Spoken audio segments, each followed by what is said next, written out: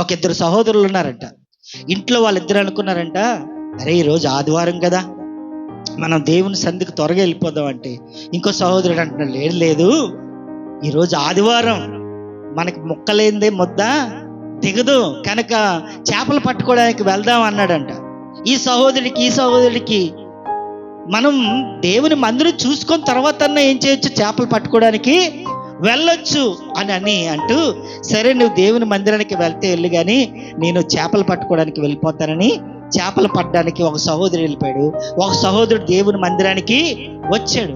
దేవుని మందిరములో కూర్చున్న వ్యక్తి ఆలోచన ఏమిటి అంటే, నా సహోదరుడు నన్ను విడిచిపెట్టి వెళ్ళిపోయాడు, అక్కడ ఎన్ని చేపలు పట్టేస్తున్నాడో, నేను ఇక్కడ ఉన్నాను కానీ ఒక్క చేపకు నేను ఇక్కడ ఉన్నాను, ఏం ప్రయోజనం నాకు అని అనుకుంటున్నాడు. కానీ చేపలు పట్టే వ్యక్తి ఏమనుకుంటున్నాడంటే, రే నేను చేపలు పట్టడానికి అనవసరంగా వచ్చాను, అక్కడ నా సహోదరుడు ఈరోజు ఏ వాక్యం చేత బలపరచబడిపోతున్నాడు, ఏ వాక్యం చేత ఆదరించబడిపోతున్నాడు, ఏ వాక్యం చేత ఆ బిడ్డను దేవుడు సరిచేయబోతున్నాడు, ఈరోజు మంచి వాక్యము దేవుడు అందిస్తాడేమో, ఆ వాక్యాన్ని మిస్ అయిపోయానని చేపలు పట్టేవాడు ఆలోచిస్తున్నాడు. మందిరం నుండి ఈయన ఆలోచన ఏంటి చెప్పాలి, అక్కడ ఎన్ని చేపలు పట్టేస్తున్నాడు, బొచ్చు పట్టేస్తున్నాడు, ఇంకా చెప్పండి రొయ్యలు పట్టేస్తున్నాడు, పీతలు పడిపోతున్నాయి, ఏం పడిపోతున్నాయో అని ఆలోచన.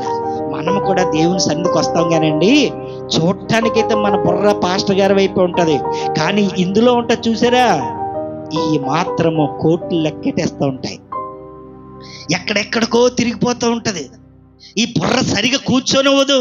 అందుకనే దేవుడు చిత్తమో ఏంటో కానీ దేవుడు అప్డేట్ చేస్తున్నాడు ప్రతిదాన్ని సంఘాన్ని. ఇదిగో సంఘమా, విన్న వాక్యం మీరు మర్చిపోతున్నారు కనుక ప్రతిరోజు చదవడానికి దేవుడు వాక్యము ఉంది, ఆయన ఇది చదవట్లేదు. సరేలే, దేవుడు మిమ్మల్ని ప్రేమించి సెల్ ఫోన్ సృష్టించాను, ఆ సెల్ ఫోన్లో వాక్యం వస్తుందంటే మనం అది కూడా వినట్లేదు. మొన్న ఒక సహోదరుని అడిగాను, బ్రదర్ మీరు వాక్యం వింటున్నారంటే సమయం లేదండి అన్నాడు.